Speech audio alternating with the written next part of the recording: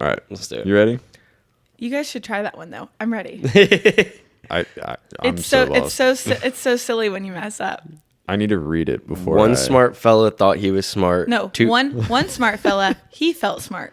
One smart fella, he smart. Got him. One smart fella, he smelt fart. There it is. What a boom.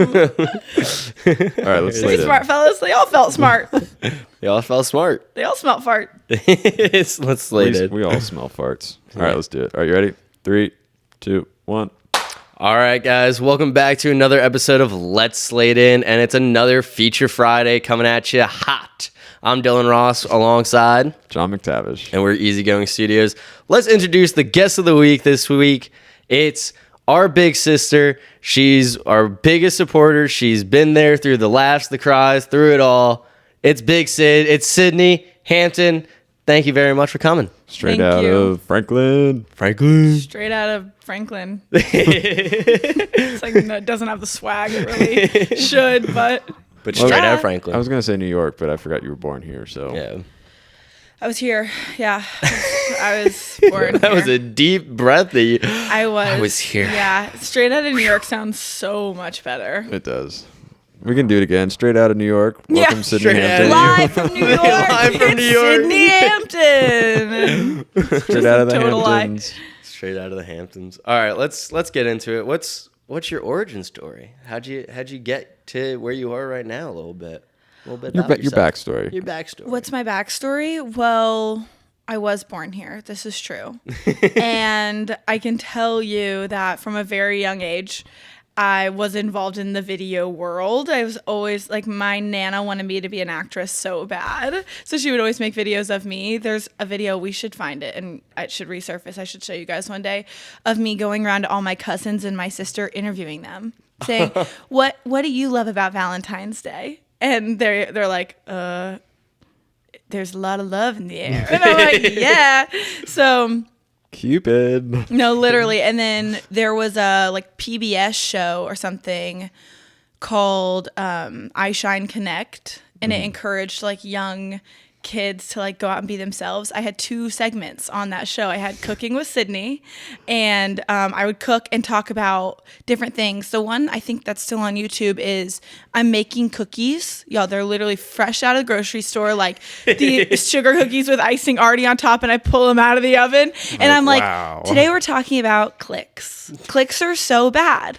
We shouldn't be like a sugar cookie where it's just one kind of flavor. We should be like a cookie with sprinkles, because that's got a lot of different toppings and flavors going on. You need should be to see more this like, video. oh my, it exists, and my voice sounds like a little baby chipmunk, and I loved doing the video stuff. The other segment I had was it was called like Sydney on the Streets or something. And I would Streets. interview people on the streets. And my Nana had a big over the shoulder camera, and I she would didn't know film me. this. I know. I can't believe I've never talked about it. But that's like when I really got into video and all the stuff. Like we would go to the iShine studio and film there. So anyways, that was kind of an intro for me to the whole world of production.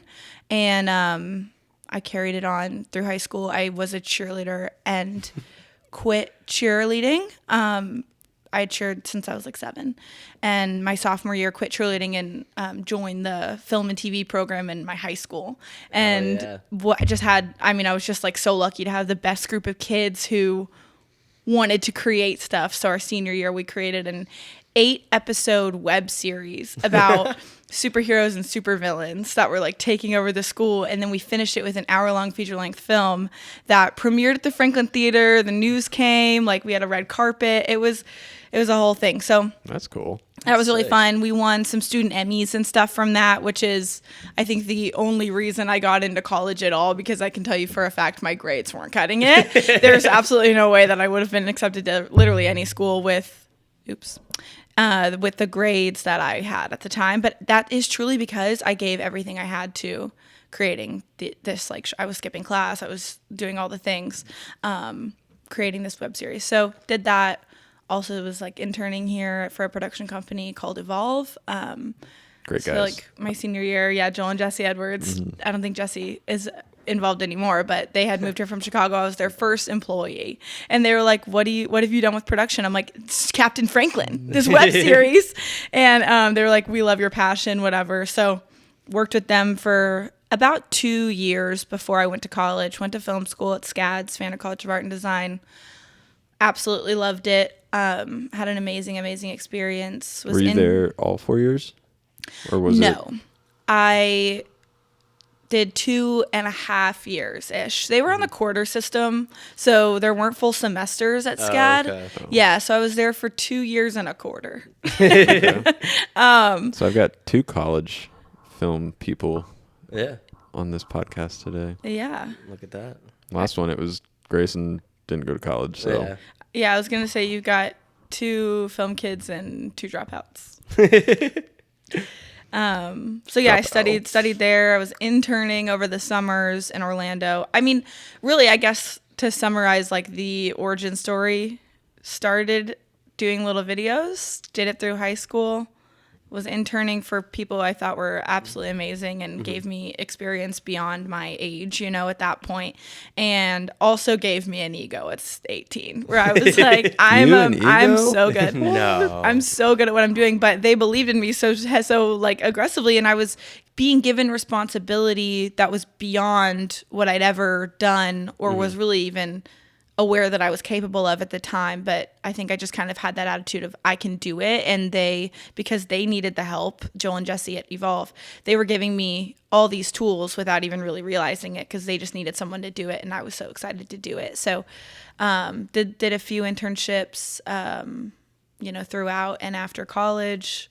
Was in New York for a while, and then came back to Nashville. What brought you to New York? Well, because you were on Jimmy Fallon, right? Yes. Yeah. So the goal from high school was Tonight Show. Anytime someone was like, what do you want to do when you grow up? What are you going to be? I said, I'm going to be the showrunner at the Tonight Show. Like, period. I loved how institutionalized it was. I loved the legacy that it had created for itself, and the style of the show. I liked that there was an apparent challenge in creating a new episode every single day. There was something very appealing to that, like, layout to me, and I loved Jimmy as a host. I thought he was the best one. So I was interning in Orlando summer of 2018. They had offered me a job where I was interning, and I remember calling my dad and being like, I have to stay. I'm meant to work. I'm not meant to sit in school anymore. That is the funny thing about art school, is like, you go there for your craft and you go there for studying film, but your gen eds at art school aren't traditional, like, math, science, English. It's like painting and drawing and design.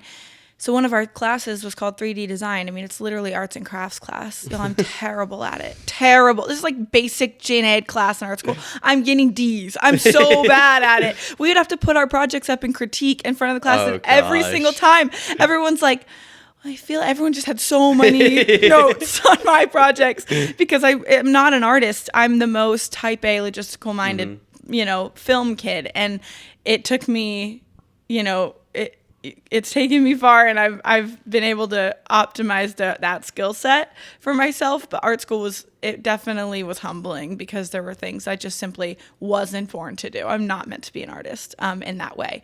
So all that to say, I called my dad, and I was like, I cannot do another year of this. I'm really good at jumping in and working, and that's what I need to be doing. Yeah. Because the experience at the end of the day for me is more valuable than you spending all this money on me sitting in a class that I'm not passionate about and I'm not good at. Cheers to that. Yeah. And I'm not spending that time mastering my craft, whereas when I'm working, I am. So he had kind of got the bug in his ear that maybe I was going to try to pursue some sort of a job. And I was sitting in that 3D design class and was on my laptop. I think everyone was like molding clay around me, and I'm fully working on my laptop looking for jobs in New York City, because that was the end goal for me, was New York. And had you gone to New York prior? Yeah. So when I was living in Orlando, I would spend my paychecks on visiting New York City every single weekend. My cousin was there at the time, and I had a good friend from college she's from there. So I would go and stay, with both of them. And I went with no game plan every single time I went. I was like, I'm going to literally print out my resume and take it to different production companies and just give it to the front desk. And I did, and never got a call. No one ever called. I was like, here's this, give it to who needs to have it. No one ever called. They're like, throw it away. Put it right in the shredder. Yes. Like this girl. I mean, and mind you, I'm 20 at this point. Like there was no, I don't know. So I didn't really have much credibility at that time. So, but I did have some internships and I did have some experience. So I applied on a whim to a digital content internship with Sony Music in New York. And I don't know how, but I got it. There you go. It was a crazy, like, I couldn't even believe I got an email back. They emailed me. They said they wanted to see a video. So I had to send in a 2-minute video of myself. Do you guys know how hard it is to shut me up? I can't talk for just 2 minutes. Like, you're giving me a prompt. I'm going to talk for 10 minutes. So I somehow got it down to like a minute and 59.9999. You know, like really got it down to that too. 29 frames out of 30 frames. You send that one in, and then you're like, all right, well, here's the director's cut. You send in the 15-minute version. I should have. But Matthew Lee, he was the coordinator at Sony at the time. He called me after I sent my video in, and he's like, you know, we'd love to offer you this internship. It's for students, blah, blah, blah. And of course, to him over the phone, I'm saying, this is great. I'll go online for a quarter and I can be, he said, this was in November. I remember the dates, November 18th. He called me and gave me the offer. November 21st was my last day of school for the quarter. SCAD takes off between Thanksgiving and New Year's. You're off for that whole time. Jeez. So I called my dad on November 18th and I was like, I'm dropping out. I'm out of here. And he's like, Did what? they still think you were in school when you got the internship? Absolutely. My boss would come up to me all the time and be like, how are you balancing like your schoolwork and your class? Like, it's so easy. I was like, I feel like I've really honed in on my time management skills. I'm doing so good. It's honestly like not even that hard. I'm superwoman. And at the end of the day, that was just not the truth. But I ended up confiding in my boss. She was like she oversaw all the digital content for Legacy Records, which is the record label, you know, with Sony that I was with. So I ended up telling her I left and that I was pursuing, you know, full-time work. Did they care? She offered me a job right there. Oh, that's amazing. The series of events when I got to New York was wild.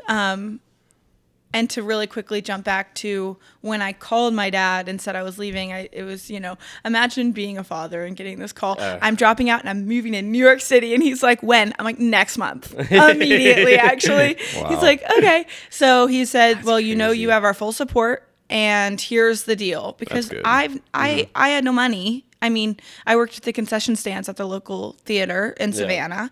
It was like a live event theater. So anyways, I was working concession stands to have like $200 in my bank account. Oop. Oh, sorry. That's okay. Here we go, Dylan. First he kicked his laptop. Now he's pulling out microphones. Sorry. It's so much louder now, though. There we go. Yeah, cool. There Thanks. we go. So sorry. I'm like, where was I? Oh, my dad told me. He said, okay, well, we'll support you by paying your rent for 1 year. In that year, you have, you know, one of two options. You can either get a full-time job in Manhattan and fully support yourself, you know, financially, and you're on your own after that year, or you go back to school if you don't, you know, get a job after a year and you'll get your degree. So to me, that was like, game on, like not even a question. This is so easy. I've got this in the bag. And I think I did have a little bit of that extra like feeling of I could do it because, you know, I'd interned at Universal twice and they had both times been like, you know, stay. And I just believed in myself so strongly that I was like, I know you give me a challenge and I'm going to do it. So when I was working at Sony, I was an unpaid intern. Wow. Because I was a student. So I walked because I was a student. So I walked around to every restaurant and bar around my apartment and was like, are you hiring? Are you hiring? Because I just needed a job where A, I could wear literal t-shirt and sweats and talk to people. I didn't have any friends. My cousin was there, but he was a lot older than I was, and he's like a lawyer. Like, he didn't have the time to go hang out with his 21-year-old cousin. Yeah. So I ended up walking into a wing shop and was like, you know, are you hiring? They were like, do you have any restaurant experience? I said, no, but I can do it. Sony. But I literally work at Sony, so I can serve your chicken wings. Anyways, so they, chicken wings. I don't even think they knew I worked at Sony, but I was like, I'm free on the weekends. And they were like, can you start tomorrow? I said, yeah. So ended up working there for a while because those people became my family, you know, at the bar. But long story short, I had been applying to other internships while I was at Sony because I knew that was coming to an end. They extended me. I did a additional, like once that first one was over, I did a second one with them. Nice. And that's when I told my boss that I was not in school anymore, and I was told her the whole deal with my parents and all the things. And Matthew Lee who had hired me, he got a job in Tokyo. That was like his dream. He got a job in Tokyo, and that coordinator position became available. But my dream was Tonight Show. Yeah. And I'd been applying to internships, and I'd had an interview for the Tonight Show. So the day that she offered me the job, I told her I'd just interviewed at the Tonight Show. I had no idea if I was going to get this internship, but I would let her know because that was the goal for me. Yeah. And literally the next day, I got the offer from Jimmy himself. From Tonight Show. From Jimmy. Jimmy called me on the phone and said, if you don't come work for me, I'm going to be lost, dazed, and confused. So it was the hardest decision I've ever had to make because I had an opportunity within 6 or 7 months of moving to New York to have a full-time job, which was the whole deal. Or do I go work for this place that's been my dream since I was 16 as an intern with no guarantee of a full-time job? But I chose the Tonight Show because I knew I would always wonder what would happen if I hadn't. Yeah. So, all of that was pre-COVID, right? And then because you were up there for COVID? Yes, I was up there for over a year in COVID. Okay. Yeah, I left in May of 2021. Yeah, because that's when you came back to Nashville. And then we all met. That leads into the next part of how the three of us met. And we talked about this a little bit in the first episode, but the infamous CMA Summer Jam. The infamous. That was the birthing of the Pooperstars. Yeah, the Pooperstars. That name just came to me on a whim. I'll never forget it. Yeah, we were talking about superstars, and then all of a sudden, Cindy was like, "What about Pooperstars?" We are the Pooperstars. We're like kind of a little more shitty. Well, it's funny because like when I first met Sydney, I showed up at the CMA warehouse with Trev, and all of a sudden, and I can remember it like it was yesterday. I see this girl in like I think you were wearing Doc Martens or something. You had your plaid pants on, your hair was up. You look like a straight up producer, and I'm like, oh, I guess she's here to like oversee like what we're doing. And then halfway through, you were in like flip-flops and a bathing suit, so we were like, you can't forget what you were wearing. I know I changed into my shoes, but like we didn't talk for a little bit. Like it was because I was didn't know each other. Well, yeah, we didn't know each other, but I also thought that like you were straight up a producer and was there to oversee everything. And then like I started talking to Trev, and I was like, what is she doing? He's like, oh, she's another PA. And I was like, get the fuck out of here. Her PA? No. Because then you drove me to pick up the box truck, and that's when we like started talking. Yeah. And I was like, oh, okay, I guess you are. I guess you are helping us out. Yeah. Trev would not let her do any work. He wouldn't let me lift a finger. I'm like, Trev, what the hell, man? Yeah. I was literally vibing. I was sitting there watching them work, and I was saying like, put me in, coach, I'm ready to work.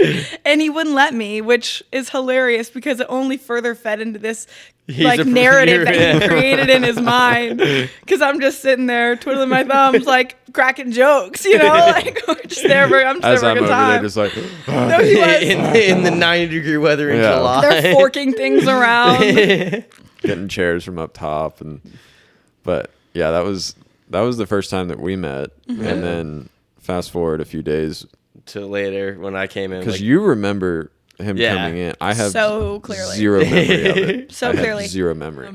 Yes, we were all our own characters on that show, but we were probably 4 or 5 days into this gig at this point. I Mm-hmm. think you and I ended up working a total of like 13 or 15 days. Like it I felt only, like it I was. only worked like 7, I think. Yeah, so it was definitely a longer. Because did you come in on show day? No, Or I did you came in come like 2 days before show day. Okay. Yeah, I was there for like 2 days of prep, basically. Just It concerns me of how much I don't remember from that job. Like there's like you've done certain so much since. stories, but like I don't know. I don't know if it was the heat or what. But It was there's really hot. It There was was. so much. I think the heat did it, and then the fact that we like most of our time was just delabeling water too. God, that sucked. It was terrible. All right, but let's go back to when I Yes. came to set. We'd been working. We'd become friends at that point. Well, before we get into that, we have to Oh, talk yeah. about what happened to your car. 'Cause that's when That's you why and we became I friends. Yeah. became really good friends. We were walking to the parking garage, and I have a Volkswagen Golf, and at the time you had a Volkswagen Jetta. It's a terrible car. I knew car. I knew what the sound of a dead battery for a Volkswagen sounds like. I get in mine and turn over, and it was fine. I hear Sydney's car start doing what you just did. We were on different levels of the parking garage. Like Yeah. you just heard it. Yeah. So Got I that ear for it. I drove over to her car and was like, "I think your battery's dead." I was like, And- no, So impossible. So I tried Impossible to that this jump would be it. happening to me after a 14-hour day. Yeah. I tried to jump it. Nothing worked. Or I tried to start it, Mm-hmm. and I just knew that it was the battery. So I guess I don't know if I had No, we jumper jumped cables. it. Yeah, or one if you of us did. Yeah. But it didn't work. Like we sat there for an hour. there for a while trying to get it to turn over. And then finally I was just like, you know what, I'll just take you home. Mm-hmm. Like we'll get your car fixed and get it another day. And so I drove you home. The next day I think your sister brought you the car battery to set. Yeah, I ordered a car battery from AutoZone, and then she brought it to me. And we were like Legend. 2 blocks, maybe not 2 blocks, maybe like a block from. Well, no, didn't you all park at MCC? Oh, I had to park at MCC. No, we were at a different garage. Yeah, you guys had it was like 2 blocks. So I'm walking from Ascend Amphitheater. You're carrying the toolbox, and I'm just like walking like a penguin carrying You're this hobbling. heavy ass car battery, It and then I was get so it changed heavy. Yeah, out. batteries are freaking ridiculously heavy. Well, Yeah. that's how like Sydney and I became really close after You changed that. my battery. First of all, I didn't even know that anyone could change their own car battery. I thought you had to take it into the shop. So he's like, I can do it. And I think you borrowed some tools from a grip or something. I got them from the CMA cart. Oh, yeah. Yeah. Yeah, borrowed the toolbox and we popped the hood, changed the battery right there. And that was bonding. That was Yeah. bonding That for was us. bonding. For sure. Well, it was bonding too. Like when we sat there for an hour, didn't know anything about each other other than like the 3 or 4 days we'd already spent together just working in a working capacity. And yeah, we became friends. I remember on the car ride home when you were driving me home, you were like, "My favorite music in the world is That's now. what does Bob Come on. Marley do?" Oh, reggae. It's reggae. You're like, I literally love reggae music. I was like, who is this guy? This is so unexpected.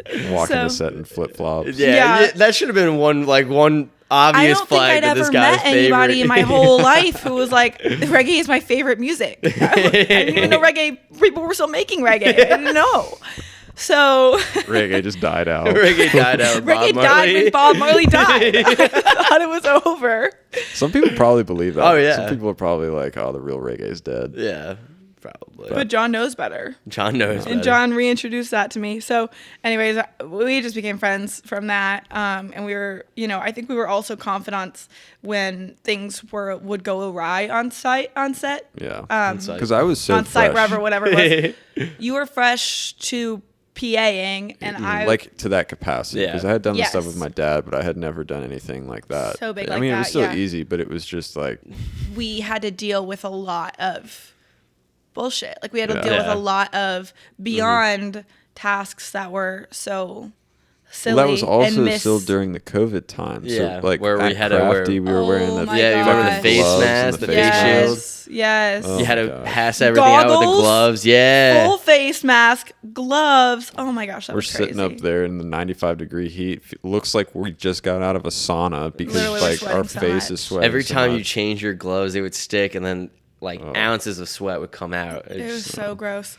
So all that to say, we'd already kind of become friends, and I remember coming down from whatever task I had been doing to the PO, and everyone's sitting around a table talking to a person who I've never seen before in my life, and everyone's just shooting the shit like you're best friends already.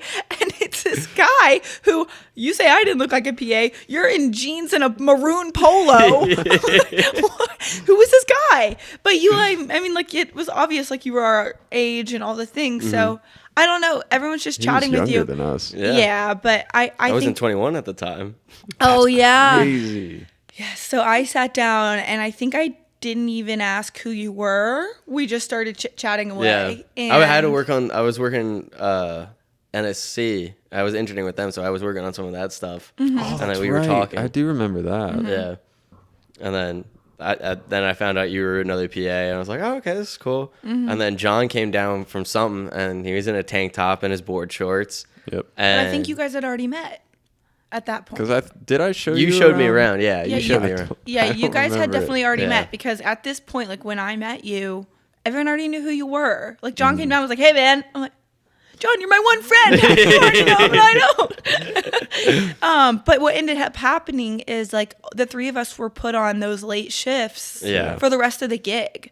So we all hit the Lulu hours all together, Yeah. and had no Well, other except option for but to the hang first out. show night, because remember we got off Yeah, y'all before the were show off even first. started. Oh, and y'all So watched- we went yeah. out and like we're getting drinks and like went down to the pit and was I like was having a sneaking great out. I was time. like, "Give me a sip. Give me a little sip."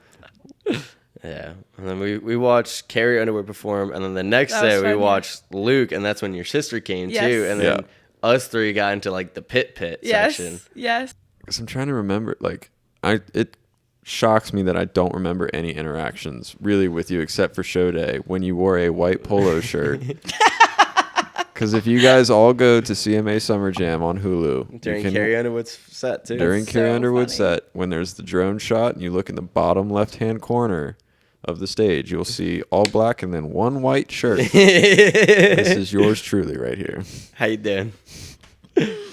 But That's so funny. because then remember when we were stand-ins for the lighting? Yeah. That's Yeah, what I'm yeah. talking When about. Like we cold. were. That all- was yeah. That's what I'm talking about. Like we were Okay, in. yeah. No, I was delusion. I was suffering from. I found the videos heat of that. Exhaustion. We were dancing. We were singing. Oh, and then creating choreographed dances. They yelled at us. They were like, "Can the stand-ins please stand still so we can get the light?" And we're like, "You want us We're to?" all like playing. Yeah, we were. We were all on our instrument.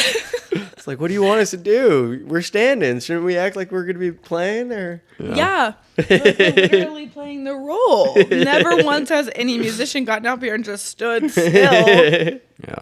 But Because who Yeah. else was on that? I know because that's Chelsea, when we met Chelsea Bean, for the first time. Sandra, Was Bean on it? Yeah. oh yeah, that's Bean was I on forgot. it. Yeah, I forgot. Sandra that was was on the I think the only time I ever worked with Bean. Yeah. Mm. I forgot. I forgot about her. I Sandra. saw her. She's working at, The studio. That's Yeah. yeah. like I walked in. I was like, "You look so familiar," and then it clicked of like, She's younger, right? Yeah. Oh, she's. I think don't she's know. 27 right now. Oh, is I think she? she's 27, I don't know. 28. Oh. But she was 25, 26 when 24, 25 when I met her. So Cool. But all right, let's. So then we Now- all became friends. Then we all Yeah. became friends. Should we go into the next segment? sure. Okay. So, what are some of the biggest jobs you've worked in your career? Some of the biggest. Yeah. Well, I don't know. I guess that could be kind of like a loaded question, because there's jobs for me where I produced it, and for me that's a big job. Yeah. Yeah. But there's jobs where I've been just a PA that I've had a lot more attention or like success. You know what I mean? Like Yeah. So let me rephrase. What are some of your proudest gigs that you've worked on?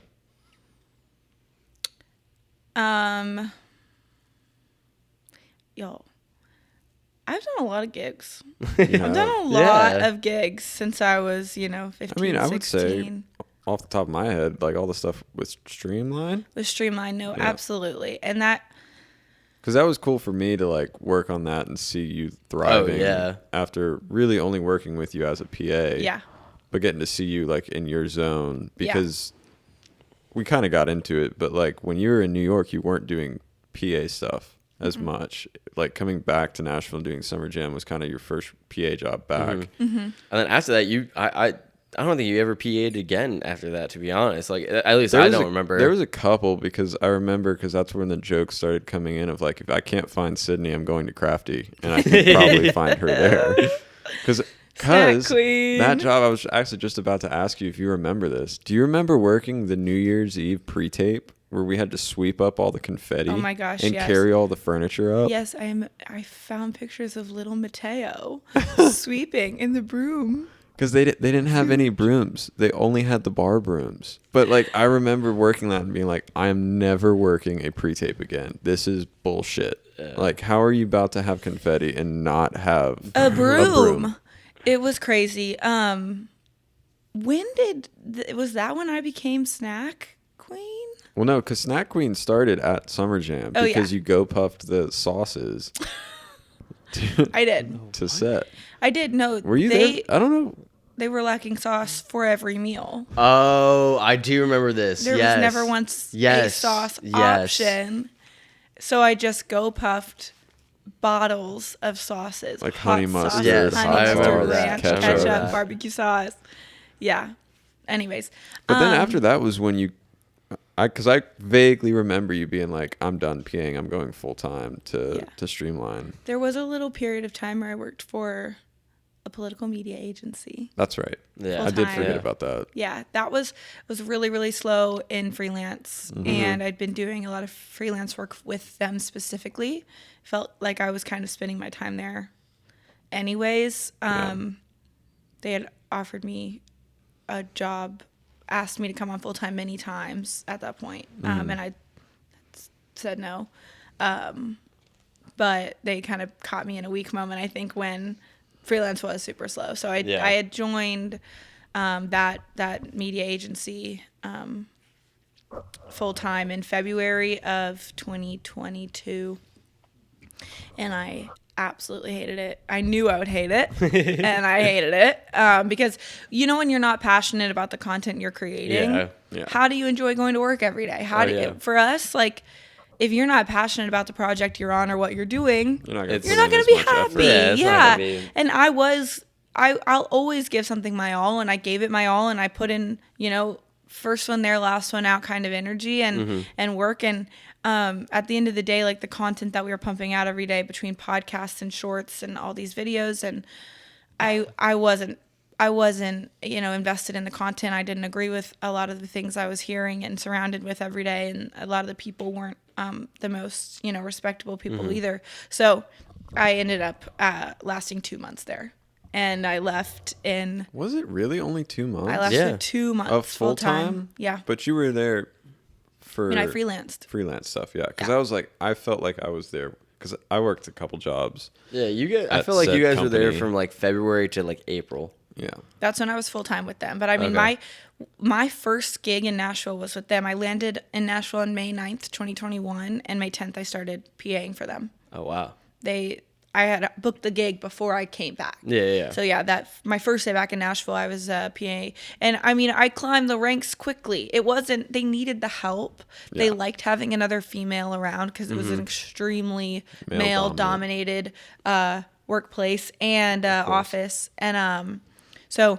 I built great connections with some of the people there, but at the end of the day, the content wasn't anything I was passionate about or necessarily agreed with all the time. So, I had started kind of interviewing while I was still there and booked I got hired as a producer at Streamline. So went to Streamline in June of 2023. So to answer your question, Dylan, some of the biggest jobs that I would say I'm the most proud of I did do during my time at Streamline. we did, mainly live events. And the one that sticks out to me super prominently was called NDC, the National Dealer Convention for a air conditioning company called Carrier. Was that in Vegas? That was in Vegas. Yeah. So when yeah. I joined in June, and first thing, I was a producer. I reported to the executive producer, Lauren Hamilton. She was like, you got to block off 15 days, and from end of September through the beginning of October, we're going to Vegas. And they just threw me right into this job. I was able to I was given an opportunity to really showcase what I could do and what I was made of, and how we could, make this show, take it to another level, make it the best it could possibly be. And, it was a really, really good show. I produced all the talent. We had Darius Rucker, Steve Miller Band, Coach K, and Bear Grylls for that show. Such a random variety. Random lineup. I know. What a heck of a lineup. I know. We had overall about 6,000 attendees. I'm here to sell you some air conditioning. Yeah, no, he was there to just be a keynote. He was inspiring all the air conditioner dealers to do more, live life to the fullest. He gave a great air talk. condition now, mate. Coach K. He's not Australian. No. Steve Bear Grylls. Wait, I just say Steve Carell. Steve Irwin. Steve Irwin. Steve Irwin. Yeah, Okay. Bear Grylls is the one who drank his own piss. Yeah. Right. No, he's done crazy things. We ate Members maggots bugs. together. Yeah. Me, him, and his assistant ate dried maggots. He throws them out in the audience at the end of his talk. His keynote was End of his song? Did he sing? at the end of his talk. Oh, I thought you said song. I was like, what? I want to He hear got that. up there. How do you not He hear with the spoke headphones about in? climbing Mount Everest, and then he sang a song and he left. Anyways, that gig itself, that show that we produced, it was my first time in Vegas. I didn't leave the Venetian for 8 days. I got there and did not leave the building because we stayed there. The show was there. She was gambling. That's why. I literally fell into a hole at the blackjack table and never left. Like in Percy Jackson, when they go to the casino. Yes, what was it, White Lotus Yeah, drink or Lotus. something? They're drinking the stuff and makes them just never Literally leave. never The cookies. Oh yeah, the cookies. No, I was working very, very hard. But I did, on my first day of Freedom, where we kind of had a crossover between audiences that were coming in for the event, I rented a Porsche and drove to the Grand Canyon There you go. because I needed to just live free. But it was a really, really fun day. And I only gambled once, I will say, while I was there. That's The not last bad. night after we wrapped the whole show, the night before I flew out, I went to the... She lost her whole paycheck that night. No, I put $60 down on roulette, and I left with $1,200. There you go. It was beginner's luck for sure. But I had a fan base at the table. I had these people who were already there when we walked up, and they were really cheering me on. They were looking at me, and they were like, "Sid, what are we doing?" I'm like, 7! And it was 7! It was really fun, though. It was 7. Yeah, no, multiple times that happened where we would be like, I don't know, put it on 3, whatever. So we gambled that night, and it was successful, one would say. Yeah, that was a good time. So that gig I was really proud of. There's definitely some passion projects, music videos, things like that I feel like I've put a lot of work into and felt really proud of the outcome of those. And something that I love so much is putting a team together, but putting a team together of people who are really good at what they do. Yeah. And watching that be executed, no matter how many views the video gets or how, out there the project ends up being. I'm I'm always very happy when we get on set and things are running smoothly. And, Because when they're not, she is running around with her hair on fire. Yeah. Yeah, but I'm not get manic. it done. Oh Yeah, yeah. I just probably she'll take jump on right more in than and I just should. be like, I'll do it myself. Yeah. So I guess, because that kind of goes into the next question that we had was what is it like wearing multiple hats in the industry? Because you've kind of done a lot. You've done stuff from talent wrangling to producing to coordinating to PAing. What is that like to you? Yeah. What's that experience like? Well, I'm 26 now, which feels a little bit older than I feel. I mean, it sounds older than I feel. But when I was growing up, my dad always told me, if you're going to pursue something, don't pursue it half-ass. Like, you're gonna, if you're gonna go down this road, like, you're gonna give it 110%. And the best thing you can do for yourself is, equip yourself with as many tools in your toolbox as you possibly can. So if you're gonna pursue being a producer, well, what do the best producers have? They have great insight into all the other departments. They have great insight into, budget management and logistics, and they're prepared for anything, and they have a really good understanding as a whole of, the job itself. I want to be the most adaptable producer I can be. So for me, that means, well, I've worked in digital content. I know that side of things from a marketing standpoint and a creative standpoint there. I've worked, for corporate, like very corporate companies, and I've worked for startups. I've worked freelance. All of these little things I've done, live events, TV, digital content, whatever it may be.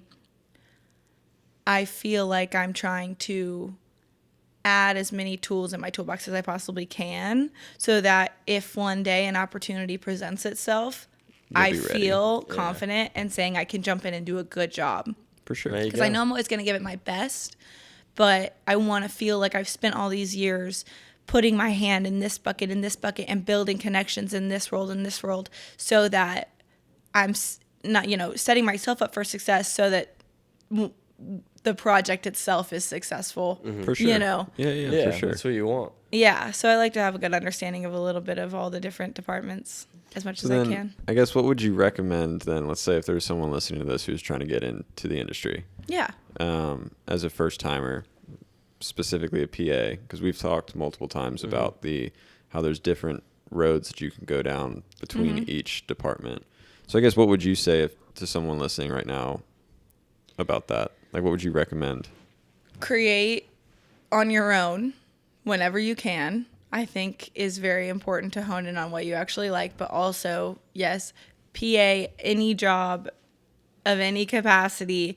I also think it's something that was really important for me all along, is not working for money and not prioritizing what the rate was. Not saying it's not, of course it's important to be paid for your work. Yep. But being able to go, I'm being paid in experience because I'm just starting.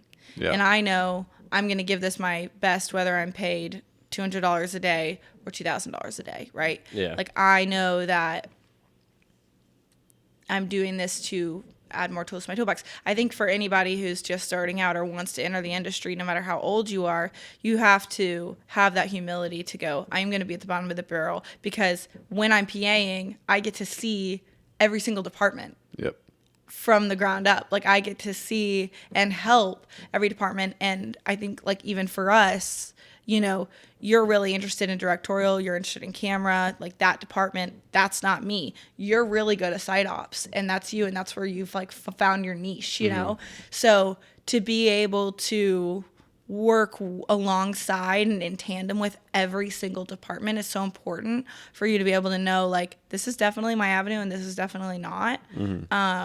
And being gracious enough to be a PA and do that, like, no job too small kind of work is only going to set you up for success later, because you're going to find kind of where you fit within the industry, no matter what kind of medium the project is. Yeah. Like TV, movies, live events, whatever. I guess since we're on this topic, I'm going to change it up a little bit, because I'm curious, because I kind of have a different standpoint on the money side of things. I wholeheartedly agree on when you're just getting in, you got to put your time and effort into getting to that point. You can't say no, really. Yeah.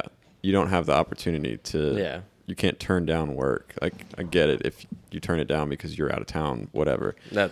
But my question for you guys is, at what point do you find your self-worth?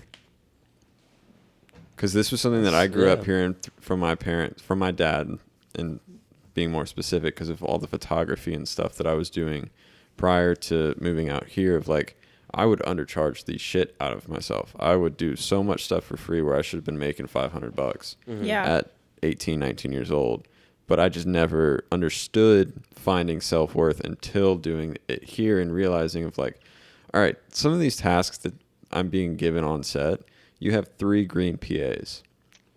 If I'm your key, why am I the one doing this when these guys should be doing it, in my opinion. And it became a thing of where I was starting to speak up and be like, hey, can I pass this on to these guys? They've never experienced doing this before, and I think it'd be good for them. So I'm curious, like, where was that point for you guys? Dylan? Oh, I got put on the spot first. Okay. I think for me, it was when I started getting more responsibility. Like, for instance, when I was asked to be key PA and not a regular PA for things. That's when I was like, okay, people are starting to see my worth. People are starting to see that they can give me more responsibility. The thing is, the tricky thing is you don't know how much is too much where, like for instance, if I got offered a job right now to do side ops and it's a 3-week gig, and they say we'll pay $300 a week, $300 a day. That sounds amazing, but also it's like I don't know what the work is entailed, and then so like how do you get to the point where you go, all right, regular side up is $300. I have been doing this for a while, so now I can say, give me $375. Mm-hmm. But I think for me personally, when I started to feel like I've started to have a self-worth of price, was when I started getting more responsibilities and getting the higher up roles. And that's when I felt like I can say to other jobs where it's just a regular PA, look, I've been doing this before. Do you mind giving me an extra $25, an extra $15? And most of the times it's like, well, it's not in our budget, but I can give you an extra $5. And you're like, all right, that's $5 more than I would be making. Mm-hmm. So I think when you start to feel that you get more responsibilities is when you can start negotiating. Yeah. I think negotiating rates is tricky. Yeah. Because when you're young, people feel like they're paying for your experience. Mm-hmm. And they're also basing your rate off of a industry standard rate in the state of Tennessee. That being said, I oftentimes ran into you're assuming my level of experience because of my age. Yes, mm-hmm. That is true. Which is something that I've had to tackle. I feel like I've put myself in a good spot now where a lot of times I'm the one building the budgets. Mm-hmm. And I can fight for the rate I know I deserve. But it is a tricky, it's tricky when you're working with someone who hasn't worked with you in the past. Mm-hmm. The scope of work, from your experience is going to be a heavy load, and your instinct is telling you, I know I'm worth $350 a day for this. It's hard to go back when you don't have that level of trust with the person hiring you. 100%. Yeah. The story is it happened earlier this year.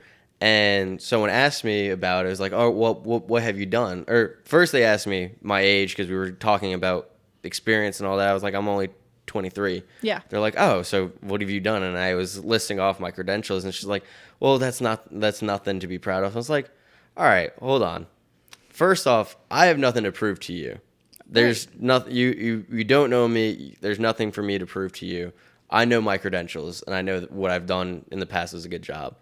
And to that point of, the thing about negotiating is that I think you don't really have to prove to someone who you are because you already know that. Sometimes the work speaks for itself, and too. Yeah, the work speaks for itself. So once you find out that once you realize your self-worth and you're able to fight for your pay, I think the biggest thing is you can't forget what you've done and who you are, basically. All those and that's, little building blocks that led up to and I think that's another tricky the employee issue. You are now, yeah. To be like, look, I may be this young, but I have done this, and I have references and all this, and that's where I think in our industry you don't really call people for references. Yeah, you have the word of mouth reference, but you don't have totally. I know Danny, so let me give Danny a call. Yeah. And yeah. I feel like he'll vet you. That might happen more, and you might know from that side of producing and stuff of when you have contacts. But I feel like I've gotten so many people that have reached out to me because they found out that I knew Mike Figlio through word of mouth or something like, but still having that reference of where they're Yeah, doing well, the checking. there's the word of mouth reference of like, oh yeah, I know I can't work it, but I know someone that could. You know that there's that, but there's nothing like, oh, I know who someone else gave me your name, but let me vet you to make sure. Like, I'll call up this person and see if they know you and if they know you're a good worker. There's not that much, Yeah. especially when I'm hiring. If I'm looking for someone to fill a certain role and I reach out to someone that I've worked with in the past and know and trust, and they're unavailable, and they say, but here's this person, that is enough for me to know. Yeah. That is enough for me to be like, hey, you free? And also, so, I mean, we don't always have the luxury of having a lot of time to vet people. That's true. You know, like the music video we just did for Connor Smith. It comes out tomorrow, guys. You should watch it. This is going to come out later though. Well, the Roulette on the Heart music video, which is now out, I guess. We had no time to put that together. Like, it was a very, very fast turnaround from, you know, the initial kickoff meeting with Connor and management to when we actually filmed it. And so I didn't have that luxury of, you know, we really need an amazing Steadicam op. Let me vet. Let me call and see who the references are, and, you know, whatever. If the DP says they worked with him and he's good, great. You know, like, you're good enough for me, and you know, it's not burned me yet. I will say I worked as in a management level on a cooking show, like a cooking competition show, where we managed all of the cast, the judge, and the host. And I had, you know, reached out to a girl to ask if she was available to be my coordinator. She said no, but here are a few people that I would recommend. And one of the guys, I called him up and let him know I was looking for a coordinator, and he had originally said he was unavailable. Called me back and said he was then available. And because I, you know, really didn't have a lot of time to prepare and were a vet, but I had taken, you know, a person's word. She recommended him, so Yeah. I thought he could be capable. She even said in her text, because I was looking for PAs too. She sent me the names as PAs, and she said, this person has coordinating experience and would be good if you're looking for that.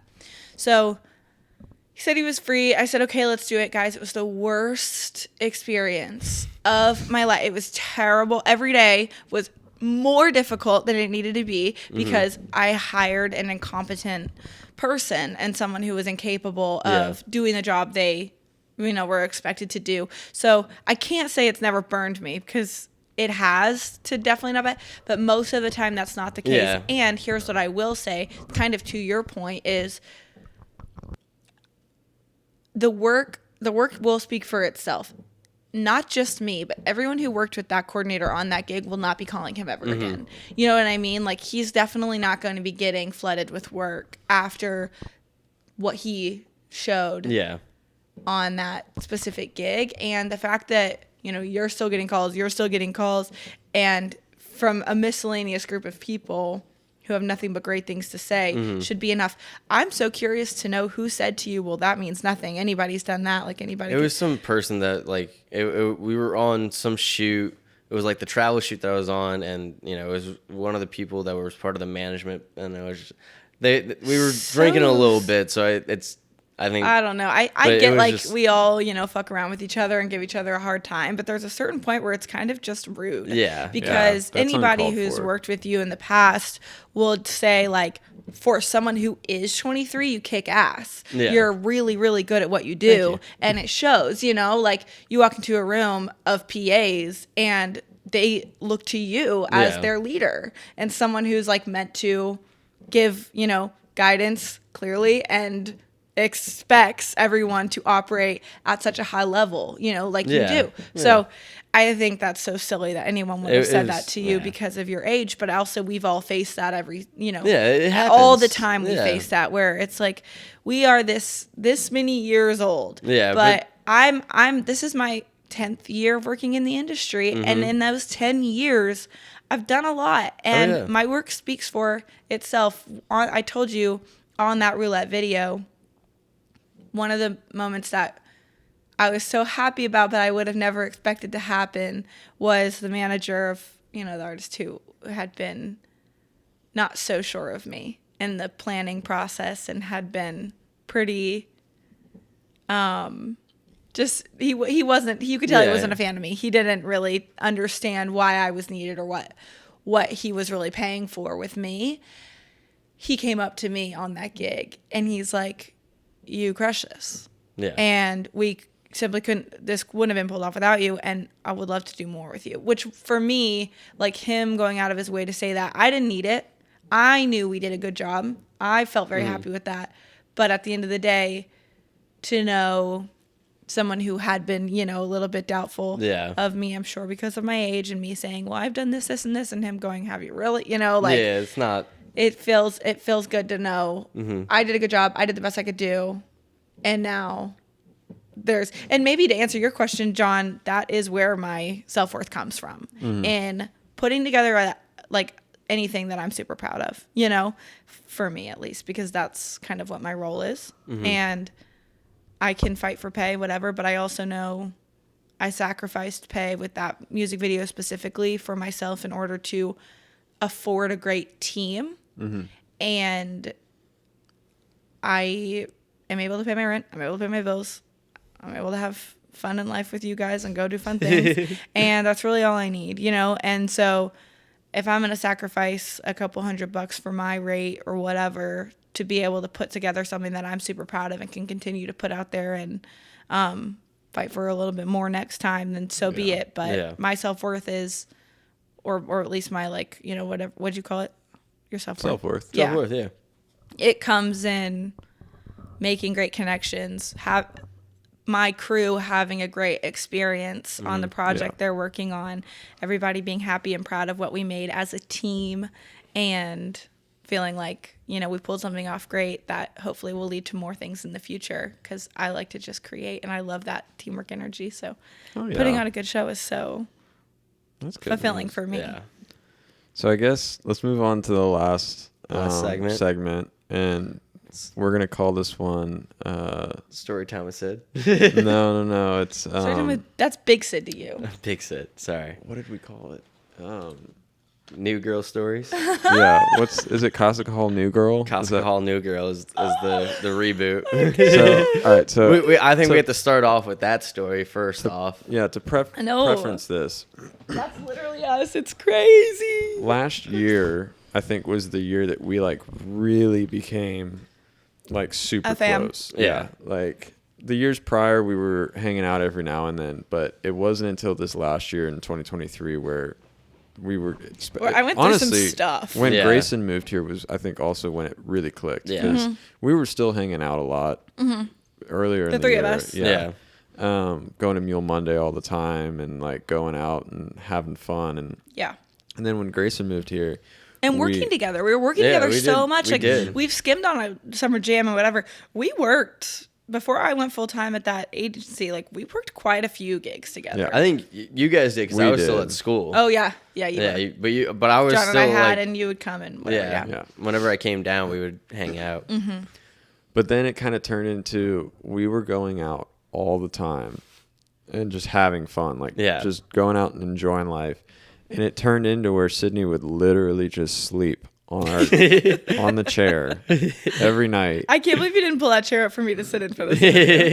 It's too big. It's my home. You would have been too comfy. You're right. I probably would have fallen. But it turned into like she would come over and there would be a schedule. She'd walk in the door, set her shit down, go to the bathroom, come out, ask for a change of clothes. We would all like. This is when we get home. Go to the bathroom. I would pee. I had a small bladder. She would be yakking. Taking a shit. I was like going and just like throwing up. No, I was just taking. Then she would come out and she'd be like, "Can we get a change of clothes? Can I get a change of clothes?" And then three of us would just like go up and we were like, "I got a shirt. You got pants? All right, cool." We go. Almost made like a duffel bag of just like all the stuff that we don't wear because of how often she was just crashing on the couch. And it turned it like it stopped for a little while. It stopped for a little while, and I don't remember what occurred. Like I don't remember which night this was, but it was recent where I came downstairs and you were passed out on the chair, but I had no idea that was the night you were here. Grayson and I went out we were at Lakeside, I think, or all three of us went out. We all went out, and then you left, and then you, Grayson, and I stayed out. Because I had a job. We were at Mickey's. I forget when it was, but we were at Mickey's and then you and I walked home. Yeah, when And- you saved my life. Yeah, and then Wait, but that was when? No, you knew I was This is here. this is recent, where I had no idea Oh, that you were I guess here. not. You were passed out because you had Grayson's sweatshirt on, and you were sitting in that chair. And I was like, "Who the fuck is in our living room right now?" Because it was over your face, so I had no idea if this was like a random person. And I'm surprised I didn't wake you up. I had my phone, and I like got down, and was like, Who is it's she? Sydney. Because you had your tall like black boots like on the ground and everything, but I was just like genuinely so confused. Yeah. Who some was random here. person walked into the house, fell asleep on our couch. Right. No, before Grayson moved here, Connor was your other roommate. So Yeah. it was you two and Connor.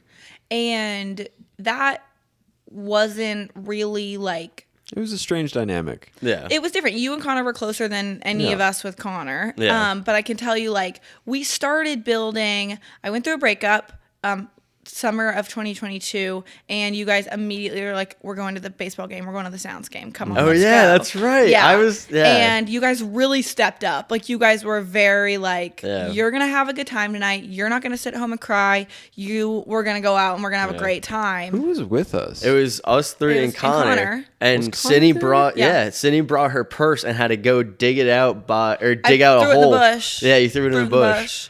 I forgot he was there. Yeah, and I mean, I remember, like, I don't know, I like to like feel like I look presentable when I leave the house most of the time. I didn't have a lick of makeup on. I felt just like I'd been crying all day. I was puffy, I was gross.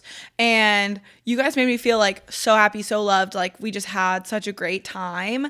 And I just didn't feel like, I don't know, I just felt so comfortable. Like, you guys Yeah. were really stepping up as friends in that moment. And over the next few months after that, obviously my ex and I got back together and we weren't hanging out as often, but y'all were always very much so there for me through that. And like, everybody kind of, we still work together every now and then, and we would hang out and whatever, but We'd still go to Meal Mondays. we still go to Meal Mondays. Exactly. And because Grayson moved here in February. No, he visited in May. and then moved in June. So before my ex and I broke up a second time, he had moved here, and when he came to visit, it clicked. All of us, the four of us, yeah. And when I ended up going through that breakup, summer of 2023 was when I think the four of us were like, we are a unit. Like, we are family. Like, we are a squad. You're one of the only people to witness, because you have physical proof of this, because we talked about this with Grayson, was the three of us sitting down here playing video games in the living room. Yeah, it's iconic. Yeah. It was quite the setup. No, there were so many things that it was like meant for the boys. It was meant for you guys, and I simply was inserted. I was just like included somehow, and that's like the whole summer was just like so fun. Yeah, that was a great time. So that's what you're talking about when I would sleep over a lot, because I wasn't gonna drive home, and also there was never really any reason. Like, what was I sleeping for, like 4 or 5 hours? You know, Yeah. like we would go out and hang out and have fun, and I don't Sometimes know, we like would chill out down here and talk until like 3 a.m. Exactly. And then it's like, all right, well, guess we gotta go to we bed. would jam. We would have jam sessions. I jam so hard, guys. I'm a natural born musician, and you know it, and you know. So that's why we call it Casa New Girl, because it is actually crazy, the comparison between the show and us, with how it does sometimes feel like I'm a fourth roommate to a degree, and each one of you guys are so different. And just like this show, like, I wouldn't say there's like 2 frat bros in the house, or like brother John is brother John. Like, he is so himself. And so I think, and I'm not saying I'm anything like the girl in the show, but it's funny how much we can like look to that and call it. It's a very similar dynamic. Yeah. And something that is sweet too, that we could also, I mean, not that anyone's really wondering, but like, we have a very pure dynamic where it literally has stayed on a friendship level with everybody. And that feels like, you know, we never really have drama, we never really have gossip, we've never really fought. Like, it's very, I think the other night was the first time I was ever even frustrated at all with you guys. And so there's never been, No, there's and It's just anything that so- happens, it's just like it's just so family. great. Yeah, it's just like such a good, everything's all love healthy, here. good fun, dynamic. lighthearted dynamic, and I really, well, I shouldn't say lighthearted because we've had some really good, like, Yeah, We've had some heart some to heavy, heart. We've had some heavy conversations. combos. But I Yeah. feel like that's something nowadays though, and this is getting completely off topic from the film industry, but those kinds of conversations I feel like don't happen no, for a lot of people. Like people are either too afraid or too closed off to kind of have those conversations, where what I Yeah. love for us is that it is so comforting. yeah. I think, As soon as we get for down, it's us. like, all right, what's on everyone's mind? Like, Especially on Mule Monday, like at first it was all fun and games, but then like as the events that have played out in the past played out, it was very therapeutic, I think, for all of Yeah. us to Yeah. like we can go there and feel comfortable, and we don't give a Just shit talking. who hears us. yeah. Example was us playing the game the last time we were my there. gosh, I Playing. I can't. Oh, we were playing Cheers, to the Governor. Governor. I thought you were talking about Uno. No, we were playing Bop It. Get G-Rag down here. I need Oh, G to no. like firsthand explain Bop It because I never found out. We'll I do that. still don't know. That's a different podcast. That's the X-rated podcast. Yes. Yeah. This is jeez. R right now. We're not trying to go there. Yeah, no. But it also, I will say, like, our friendship developing so much in the past year has also been really sweet in how we've been able to call each other up for work, too. Yeah. Oh, yeah. Oh, yeah. Because there's been so many times now, or I guess just like a handful of times now, where we've been able to, help each other and support each other in our work. And it only makes it that much sweeter, that we can all kind of jump in for each other and help out in different ways. And so that's fun, too. Yeah. All right. Well, I think we're getting to that point, though. Yeah. Or We're gonna we're gonna wrap wrap it it up. up. So, but what we do before what we do before the end of every episode is that we do a shout out in the industry.